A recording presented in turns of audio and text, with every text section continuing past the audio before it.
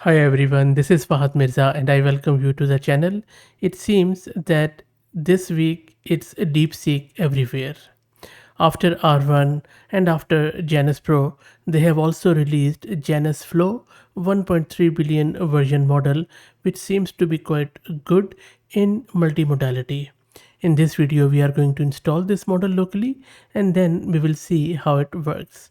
By the way, this word Janus, it is a reference to the Roman god of beginnings, endings and transitions, and it is often depicted with two faces, one looking forward and one looking backward. The name is quite intriguing because this Janus flow model and also the Janus Pro one, they do few things in one. So this Janus Flow is a unified understanding and generation multimodal large language model that decouples visual encoding for multimodal understanding and generation, which is constructed based on DeepSeek LLM 1.3 billion. For multimodal understanding, it uses a SIGLIP-L as a vision encoder that supports 384 by 384 image input. For image generation, it uses rectified flow and STXL VAE to generate the same pixel images. So STXLV is variational autoencoder that converts an image from latent space to pixel space so that we could also look at it. In simple words, this JanusFlow model not only understands images, you can talk to them, you can also generate images from text, and that is what we are going to do in this video after installing it locally. Before I move forward, let me give a huge shout out to our good friends at Mast Compute who are sponsoring this VM, which is Ubuntu, and this GPU card, which is NVIDIA RTX 6000 with 48 GB of VRAM. I will also drop the link to their website in video's description, and I'm also going to give you a discount coupon of 50% so that you can also check them out. So let's get it installed. First up, I'm going to create this Conda environment with Python 3.10. Shouldn't take too long. Next up, let's git clone the repo of Janus. That is done, and then we need to install few of the prerequisites. So for prerequisites, what I'm going to do, I'm going to install the packages in the editable format like this, and then I'm going to install diffuser with torch and gradio. This is going to take 3 to 4 minutes, so let's be patient. And while it installs it, let me also give you an introduction to our good friends at agentbot who are sponsoring this video. Agentbot lets you effortlessly deploy a personalized knowledge bot across platforms like Discord, Slack, and others. It is ideal for open source tech communities and startups that provide user support, and I will drop the link to their website in video's description. And everything is installed. Now we can run our Gradio application with this command on our local system. And the first time when you are going to run it, it is going to download the model, and you can see that the model size is just over just around 4.09 gig, which is quite small, I would say, for a multimodal model. And then it is going to start it at our local host at port 7860, which is a default Gradio port. So let's wait for it to get downloaded. And now it is running at our local host at port 7860. Let's access it in the browser. And there you go. This is the Janus flow running here, and we can now test it out. Let's first try out the vision capabilities. So I'm just going to select view images from my local system. So first up, I'm asking it, what are the traffic conditions on this road in this image? And it says the traffic conditions on this road appears to be quite congested. There are many cars and buses. That's good. Lined up in multiple lanes, indicating heavy traffic. That's very nice. Okay, let's try out another one. Now, in this one, I'm asking it what location is shown in this video and what other cities have similar mosques. So let's click on chat. Now this location, this is, that's correct. That's the Badshahi Mosque in Lahore, Pakistan. and it is one of the largest mosques in the world and is known for its distinctive red sandstone. That is correct. Now, it says there is a similar architecture, Mumbai, India, Karachi. I'm not sure this is true. This is not true. This is so both of these are hallucinating. Also, Taj Mahal is not in Mumbai. It is in Agra in India. And I'm not sure if you're from Kolkata, India. Let me know if that is true. And this Lalit Gyan Mandir, please also, if you're from Bhopal, let me know. I could Google it, but I will let you check it out. But my question was a bit different. Now, the first question it has done right, it has identified the building correctly, but I was saying similar mosques. I was not asking about, there are few even in Pakistan, like Wakand has this sort of mosque, and I believe there is one more city which has similar architecture.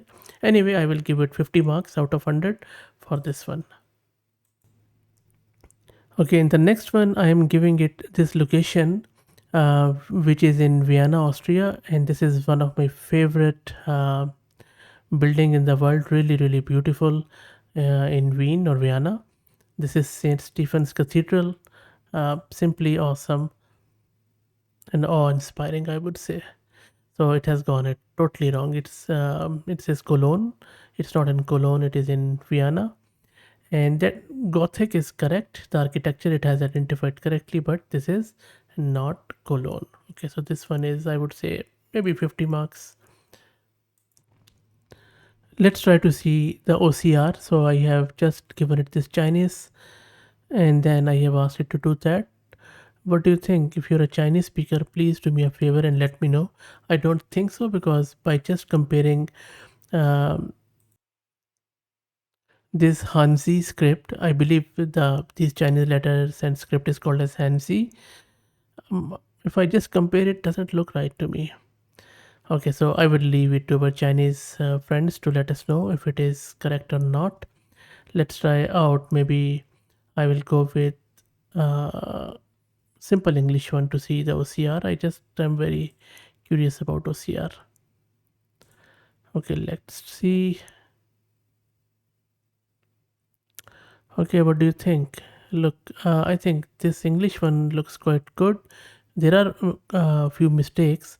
For example, if you see this Rapida and Rapido, it's not putting the zoom louds. And there are few other mistakes. I would say it is fair OCR, if not um, good. So I would just call it a fair one. Now in the next test, I am asking it which movie poster is shown in the image. Now I'm trying to confuse the model here, because this is a poster which looks like Pulp Fiction, of course, but I have generated it with AI as part of my another video. So let's see what model does here, whether it says Pulp Fiction or Pulp Fiction. So let's check it out. Let it run. And while it runs, let's check the VRAM consumption.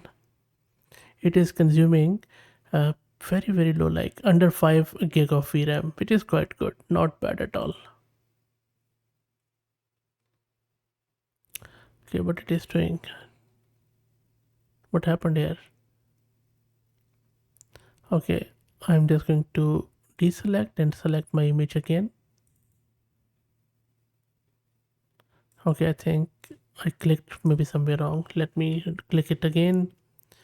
Which movie poster is shown in the image? Let me click on chat. I think I clicked on any example.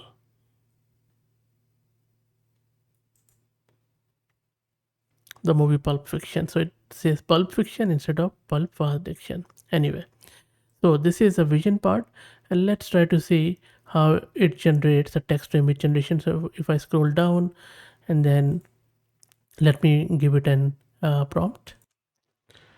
Now the interesting part is that their Gridio demo for text to image generation doesn't simply work.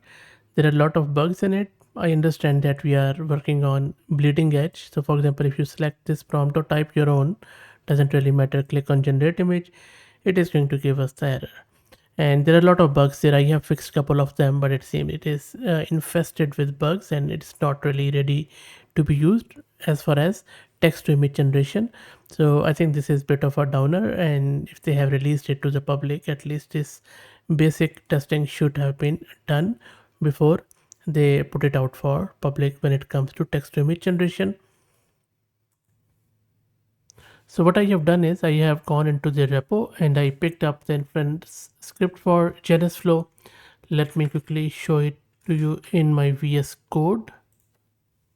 So this is the script which I have just put it in my myapp.py, and this is how you can generate the images from text.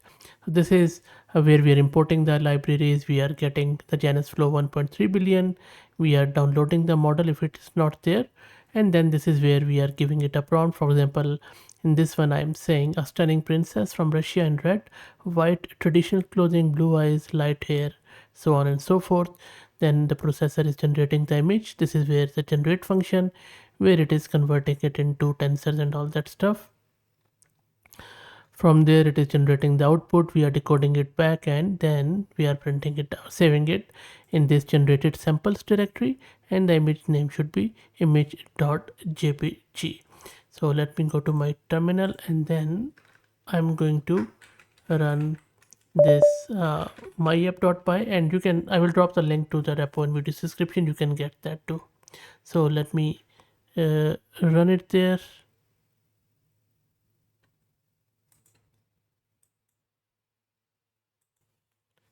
And it has generated the image with few warnings, but you can ignore the warnings, and this is the image. Let's check it out.